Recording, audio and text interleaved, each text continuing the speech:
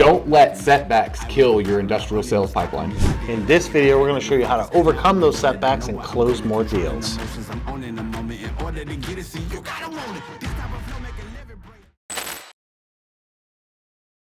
How to deal with setbacks in industrial sales pipelines. Let's start with, it will always happen because sales is always going to be up and down based on activity, market, some things outside of your control, some things inside of your control, vacations, all of that stuff. So how are you guys going to deal with it? Let's start with, as you guys know, we don't come with like any show notes or anything like that to go through. We kind of just riff off the top of our head. So what's the biggest setback would be? Well, you lose a deal. Well, is that a setback though, losing the deal? I mean, so most people would see it as like their pipeline is set back because they had deals that were supposed to close that didn't.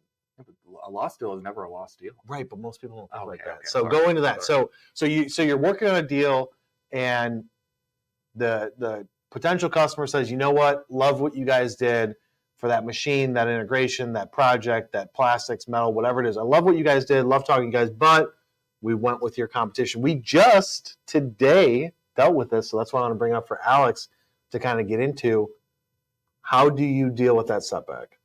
You can't take it as, a lot of people will go, if you've lost your deal, quote unquote, it's never lost, especially, if they go with your competitor, because if you have a better product, you have a better service, and you have a better product or service, they're inevitably going to come back to you. They're going to realize that if it was one of the budget constraints and the reason why you lost is because the other person was cheaper, the other service provider was cheaper, the other product was cheaper, they're going to come back because you get what you pay for. And if you guys are utilizing the fact that you have a better product and you guys know that you have a better product or a better service, playing that long game, really, you can see it as a setback, but play it as a long game. Go, okay, the next time they come up that they need another machine, they need their product services, or they need their machinery service, or whatever industry that you are a part of within industrial, use that to your advantage. Go, okay, now I know that this is no longer a low-hanging fruit. This is going to be a long play. Every 2 months, check in on them. Kyle and I say it's set tasks. You guys got to keep following up, even when they say they've gone with somebody else or they've gone and they're no longer going with you. Checking back in with them, seeing if their pain points are still pain points. Because if you check back with them 3 or 4 months down the road and they're still having the same pain points, that door is still open. It has not been shut and locked. It's still an open door. Yeah, so we have a stage in our pipeline that I feel like most industrial companies never have, but we have a stage in our pipeline called closed, lost, win back. So it's in the closed, lost. That deal's currently dead, but we just added a dash win back. And some of our clients, once a deal is closed, lost, then it goes back into the pipeline as a past opportunity. Salespeople continue to follow up. But like Alex is saying, is like for a lot of deals, just because you lost it doesn't mean that you can't win it back. And maybe not that same deal, maybe not that same project or program or whatever it is. Maybe it's a different deal, but you can still win that relationship. So first start and say, are they a current customer for you guys in industrial? Are they a current customer and they're buying machinery from you or have bought machinery from you, or you're making parts for them every single day, or you worked on a project? Are they a current customer? And if they aren't, then you need to focus on that relationship side, right? If they are a current or previous customer, you've built some sort of trust, and maybe it was the pricing, the lead time, something about the project where they're like, hey, we went with competition. The first thing we always do is go back and say, hey, just wanted to see if you can tell me why you picked the competition over us, because we want to learn, right? And it's like humble yourself and say, look, I appreciate you telling me that you went with the competition. Ideally, you want to know who the competition was, right? But at a minimum, what was it that they did better than us so we can better ourselves? That's how we work to our clients or potential clients. And I don't know, 8 out of 10 times they come back with some good information? Yeah, usually they're, especially if you're not, taking it personally. A lot of the times it was one of the things that Kyle and I had to address whenever I was first coming into this industrial sales is I'm very competitive, and so is Kyle. Kyle had to go, look, you need to not take it personally. Yes, it is a quote-unquote loss, but go back, ask them the questions, ask them the follow-up, because if you actually sit there and ask them what was the reason and they give you a good reason, you can implement that, in your next pitch. Or if they give you a reason as it's price, and it's one of those things that hey, I put my best foot forward. The price was the thing that got in the way. Maybe in the future, they'll realize that price, again, you get what you pay for when it comes to it. But there are so many different things that you can learn, because they could have offered a service that you don't offer, but that you could. And that could open another door for you to increase your sales, increase, the services that you guys provide, increase everything. Yeah. So you got to start with that question of, why didn't I get this? Right. And like Alex said, don't take it personal. You should take it on the chin, and cuss and throw things if you want to, and be like, damn, I really wanted that, and get worked up, and be like, I need to know information now. Was it me? Was it what we offered? Was it what we did? Like pricing, our service? What was it that caused them to go with that? And then take that as learning behavior, because now you're going to try and win that person back. If you liked that opportunity, if you felt like they were a fit for you, which you shouldn't be just quoting stuff that's not a fit. So assuming that you like that opportunity, how are you going to win that back? So that just goes into a win back stage for us. And then from there, it's always like in the pipeline, right? Mm-hmm. We got discovery call, RFQ, quote sent, hot pipeline or hot stage, and then one loss, win back, nurture, etc. But those win backs, we just set tasks up to follow up with that person, check in on them every few months. Hey, you don't want to just be like, hey, how's it going with the competitor? And maybe if it's like machinery side, you don't follow up every few months, but you don't want to say, hey, how'd it go with that competitor? But you want to say, hey, just thinking about you, came across this thing, and you send them something of value, or send them something that you think is going to provide them with value. But you just got to somewhat stay in touch with them. Just today, Alex got a call from somebody that we lost the opportunity to a competitor of ours that we face quite often. I asked the questions that needed to be asked. Yeah, back when we lost, Alex asked the question of hey, what was it? Learn some things about it, right? Learn some things that we can do a little bit differently. And randomly yesterday, the guy's like, hey, want you to do something else for us. And today on the call, Alex is like, hey, whatever happened with that thing that we didn't get? And they're like, we ended up not moving forward with it. Yeah, they ended up not moving forward with the competitor. And so now it's back on the table. So you never know. I mean, that doesn't happen all the time, but that happens sometimes. So you go into it hey, I'm going to win this guy back eventually. It could be 3 months, 12 months, 6 years down the road, you're going to win him back. But always take those losses as opportunities to either learn and grow yourself. There was a comment that Adam Schmidt put in, getting a no answer is way better. A no answer is way better than no answer. Yeah, no answer at all. Yeah, definitely being told this ain't going to work is better than being ghosted. Nobody likes being ghosted or left unread or left undelivered, for all these kids out there that say that. We had another one today. I know we're using examples today, but it's been busy past couple of weeks, guys. For us especially, it's picking. Not that we were dead, but it is getting to that point right now where I'm consistently in discovery calls. And today I had another example of someone who had quote unquote been ghosting us. I've been following up them for weeks. I mean, actually, it's been months. Yeah, I've been following up them for months. Have not answered my emails. I've left them multiple voicemails. He called me today. I left me a voicemail. Said, hey, give me a call. Called him. Said, hey, what's going on? Just shoot the shit. Excuse my language, but we're shooting the shit. I was shooting the shit with him, talking about what was going on. He told us, hey, we're going to be moving forward in Q4 now. We're not going to, they had a time period where they were not answering us. I kept following in. They even said, we really appreciate the fact that you were following up with us. He apologized for the ghosting aspect of it, but I knew that they had a lot of decision making that they had to do. It's a big decision to move on with a marketing partner. And so I knew that they had some decision making that they had to do. So I was just consistently following up with them. And sure enough, he left me a voicemail and then sent me an email. That's how much he wanted to get in contact with me to update me on their decision. And they said, we're moving forward in Q4. So we're good to go there. But this leads into something that I wanted to touch on, the importance of pipeline diversification.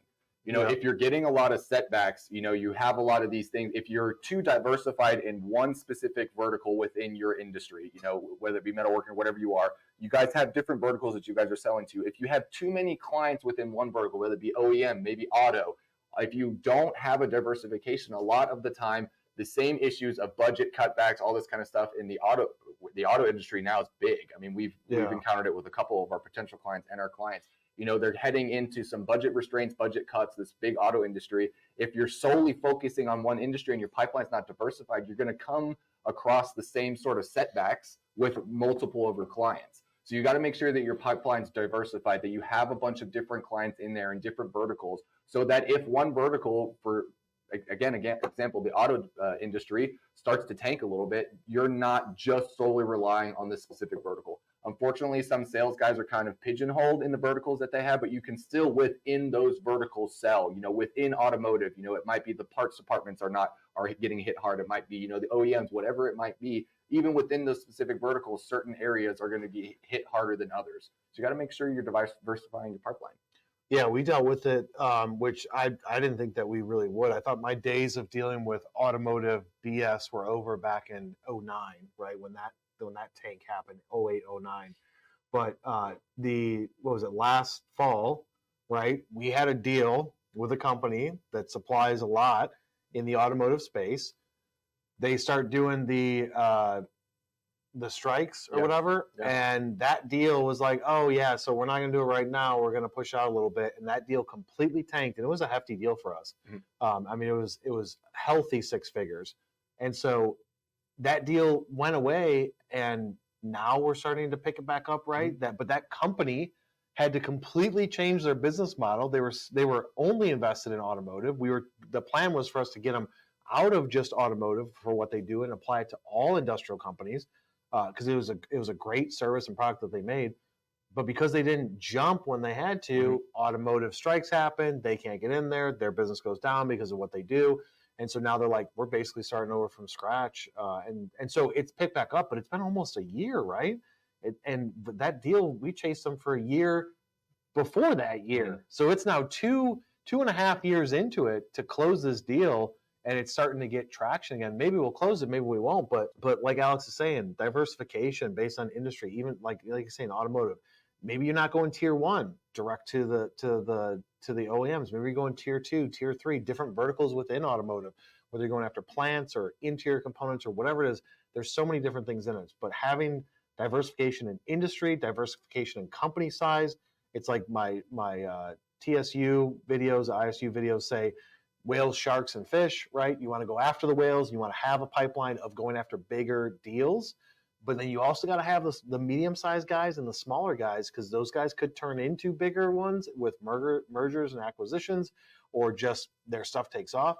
But you got to have a balance of industries you're going after and company sizes. Don't just whale hunt, because it's great when it comes, but if you put all your eggs in that basket, like this deal, it's going to be worth $12 million and it's going to boost us up. And then when that deal doesn't come through, you're sitting there with an empty bag, and then everybody's looking at you like the idiot because you got nothing left in your pipeline. So I agree. Diversification, that's definitely a step. So we can say like the economy or industry events happen, which is a setback for you. The way to avoid that, diversify. Ghosting, dealing with ghosting, right? That's just part of the sales process, is probably the biggest ghosting. Setback, I would say, if you're going to name anything, because you're not getting an answer, you don't know. Yeah. So you're just like, sales, the boss comes in and is like, what's the deal with that thing? You're like, I don't know, man, I've reached out. So the way to circumvent that would be, and we said this before on our show, don't just reach out the same way, right? If you email them 3 times and they haven't responded, don't email them again, call them. If they don't answer when you call and leave a voicemail, text them. If they don't do that, go on LinkedIn and message them. Like, you got to do something. Or see them at a trade show. Yeah. I mean, how many times does that happen? We were at, what was it, 2 different trade shows chasing Palmer's, that account they were trying to close with Palmer. Yeah. Like, they got a booth at a trade show. We're going to go visit them. Oh, the guy that we need to get an answer from that's been ghosting us for 3 months isn't there. Let's come back in 20 minutes. Let's come back in an hour. Sure enough, he was there. And then he was there, and then they had a conversation. I tell Alex and anybody in sales, like, you can't take it personal. Like, they're not intentionally like, oh, really? Like, this person's calling me again? F you. Sometimes it is, but a lot of times it's just that annoying. Yeah. A lot of times they're just busy. Yeah. So which is crazy. Or they don't have an answer for you. They don't have an answer. That's people's big thing. If I don't have an answer for you, why am I going to like? Yeah, and that to me is like ridiculous, right? Yeah. Just say I don't have an answer. Yeah. Instead of like just not responding at all. But in Alex's case with that opportunity, so we pitched the company. It was a great conversation. Follow up, months of follow up, nothing. Then what happens is, if Alex can't get a response, he throws it over to me just to have a change of face, change of name, change of contact information. That next step, Yeah, you just go up one level, right? And so that's like the manager assistance type close, where Alex throws it over to me and says, hey, I'm getting nowhere with this person. Can you try emailing them? Sets a task for me. I email them. Sometimes it works like it did with that one lady. And sometimes it doesn't. It's like, I want to say the name, but I can't. Yeah, right? I know. It's like, so with that one lady, it worked. With other people, it doesn't work. With when Palmer was doing this, he threw me somebody, and I was like, I'm gonna fucking text him right now. And I texted dude, and he responded within like 2 minutes, and then ghosted me from there. Yeah. And it never went anywhere, but still I got an answer. So you're just trying to look for that answer. I just actually did it. I'm gonna have to check now. I did it on one of his old stalled deals. And yeah, the guy hasn't responded back yet. But I went in there. He emailed the guy like 3 times, no response. So I just grabbed my phone, saw the guy had a cell phone, texted him and said, hey, this person was reaching out to you. Haven't heard back yet. I'm this person. Just want to check on an update, right? If you put your cell phone number in your signature, people are going to text you. Yeah. I think that opens the door. And if you have a good sales manager, you have a good CEO, you have that next level of somebody that you can bring it in, that's going to be one of the ways that you're going to be able to get around, one of those setbacks. I know it's kind of like a sneaky thing to think about, but they know your phone number if you've called them, you've interacted with them. They got a new phone number that's calling them. They might have they have a higher likelihood of potentially answering it.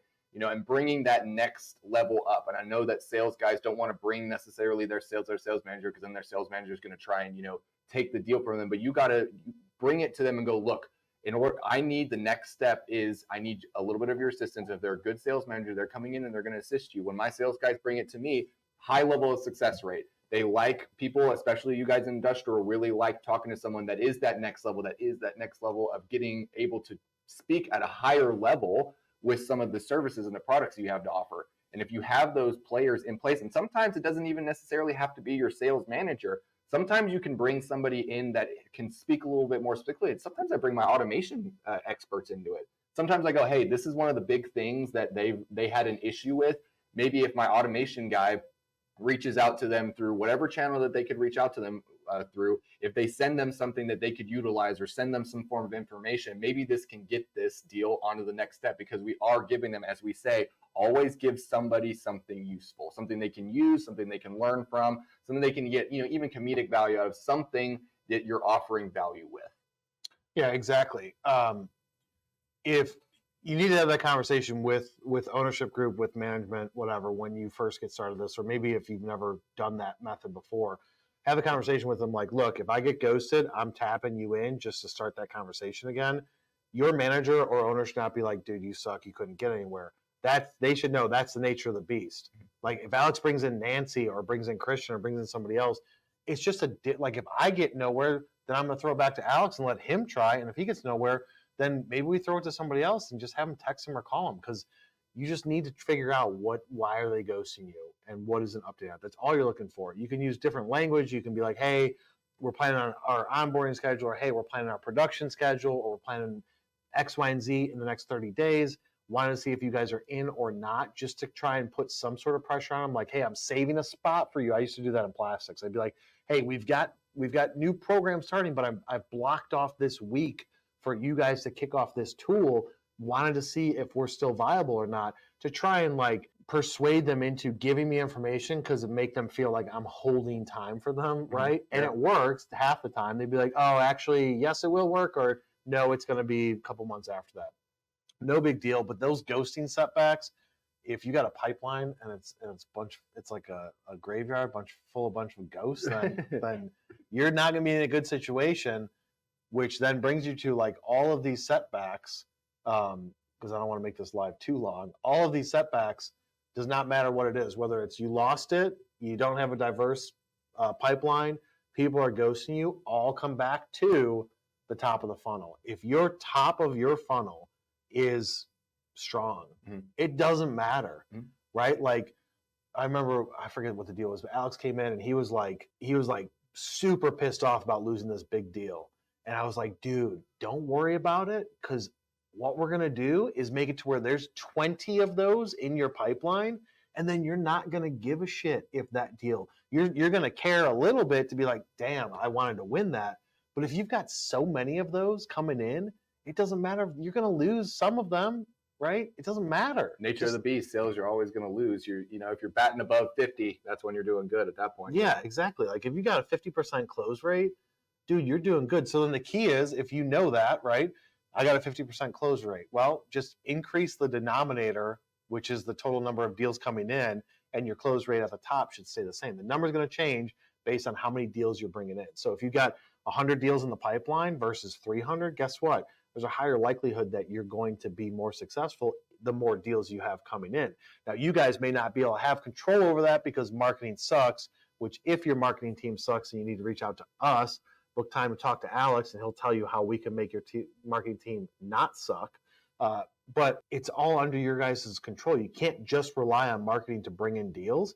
You got to look at the whole pipeline and do what you need to do to bring them in. So let's talk about that for a minute. Top of funnel pipeline, like I'm sure you could speak to it, which a lot of people watching this would have similar feelings. Like, what's it like when, talk to me about the flip side of not a lot coming in, and then when it's like fire hose coming in, like what's the feelings that you have when that's going on?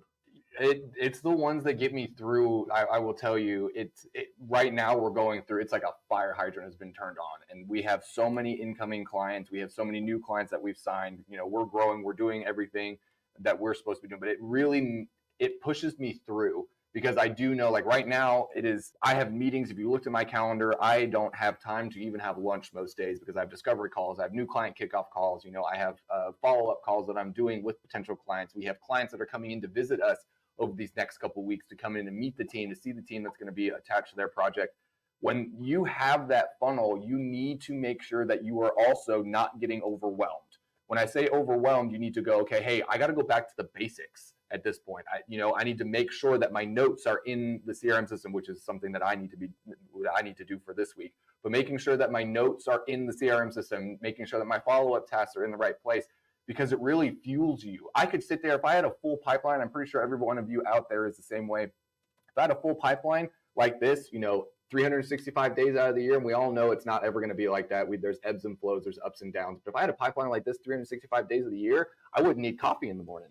It makes you feel so good when you come in, you're like, I have all these clients that I can assist with my product or service that I'm having to offer. It really makes you, the confidence boost that it gets, and it's not necessarily because you necessarily are the greatest sales guy ever. A lot of sales guys get big heads. If you're doing the necessities, if you're doing the notes, if you're doing the follow-up, if you're doing all of that, it will all come to you.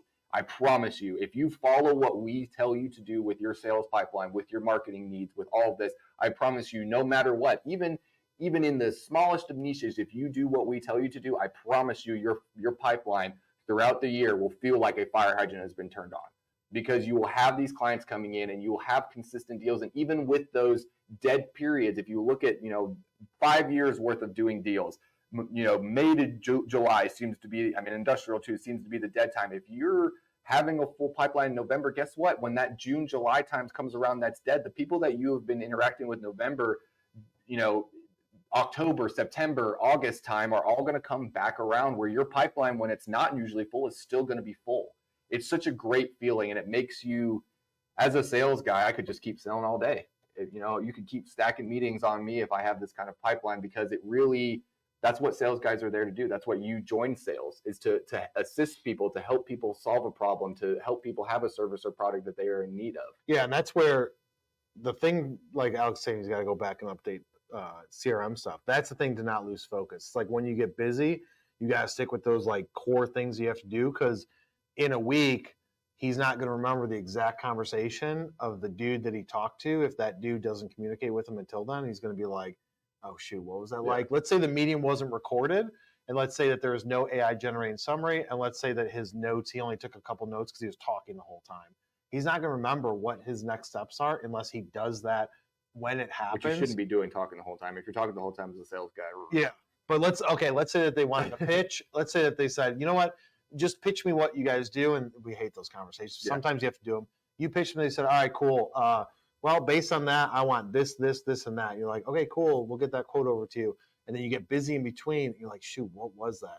Putting those core fundamental things in, like, all right, what are my next steps? I have to do these things. Here's the notes from it, so you don't forget. Because as you get busier and busier, it's like stuff's going to fall off. It's if it's not your direct focus, you're going to forget about it. You guys with trade shows, right?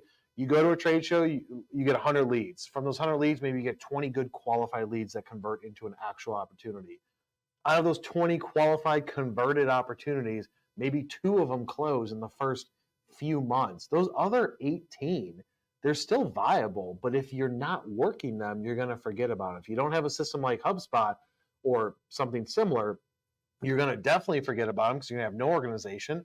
And then you're when your pipeline is low, you're going to be like, somebody's going to be like, oh, what about those leads from that trade show? And you're like, oh shit, I haven't talked to them in 6 months, right? So you got to keep it organized and say, like, my pipeline, unless I'm busy all hours of all days, it's not big enough. And when it is that big, then you hire more people, right? And Yeah. say, you handle these deals, I got these deals, and let's go get more deals. And don't forget those little guys, as Kyle had mentioned. You have your whales, you have your sharks, and you have your fish.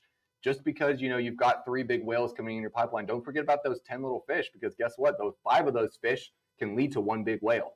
And they could be the ones that are going to turn around and sign faster. Don't sit there and focus on, as he said at the beginning, on those whales solely, because those little fish have the tendency, as soon as they start adding up, guess what? 4 or 5. I mean, we've signed 6 new clients in 2 weeks.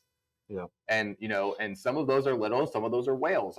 You can't lose focus of the little fish, because the fish turn into sharks and the sharks turn into whales. Yeah, and really from our standpoint, like with you guys, it may be a little bit different depending on what you guys are selling. But from our standpoint, what we're trying to do is just help as many people as possible, right? Mm-hmm. Whether it's for a brochure or whether it's for their entire marketing program, we're just trying to produce quality content and help industrial companies from an industrial agency that knows the space to be successful. And if somebody comes in and says, hey, all I need you to do is make me this one thing, cool, we'll make that. And when you need more, we'll be here to do it. Now, hopefully we can get something going, but if not, no big deal. But you got to go into it like, look, I'm trying to help people, and I'll do it at any capacity. Like, people reach out to us and say, hey, can we just do a free call? And we're like, yeah, we'll do a strategy for you. Yeah. Like, you want us to go through and audit your stuff and provide you with a strategy? That's fine. I have no issue doing that. Other companies will charge $5, $10, $15, $20,000 to do an audit and strategy. We just see it as like, we have the tools and resources to do it. We don't need to be paid for it to help somebody out. If it turns into something great, if not, no big deal. At least we did it. Yeah, exactly. Right. And it also gives you that opportunity. It opens that door a little bit. If you guys have a service, that you're offering, even if it's a product, and they're like, hey, how does this benefit me? Can you send me, a white paper or something like that? With the service, you guys have a little bit more of a leeway to kind of do that. Hey, let me take a look at it. We have one of our clients that we just signed that services, certain machinery. And one of their big thing is that their big selling point is, hey, send us your machinery. We'll do a free, inspection on it. We'll pay for the shipping. We'll come get it. We'll pay for the shipping. We'll pay for all that. We'll do a diagnostics on it, see what's wrong with it. And then we're going to send it back to you. If you don't want us to do, we'll give you a quote. And if you don't want us to do it, we'll send it back to you, no charge. But guess what? I talk to them, and 99% of the time, they've got the machinery, they've got the quote, they go fix it. If you offer them something that you are going to, again, something they can learn from, something they can utilize, something that they can get more information out of, you're going to earn that respect, you're going to earn that trust, and you're going to build that relationship. All right, guys, hopefully you got value out of that. If you did, hit the subscribe button below, turn on notifications. If you want to, head over to LinkedIn and follow both of us, Alex Brown and me. If you want to listen to this in podcast form, head over to every major podcast platform, type in Industrial Sales and Marketing with me. We will see you on the next one. Have a good one, guys.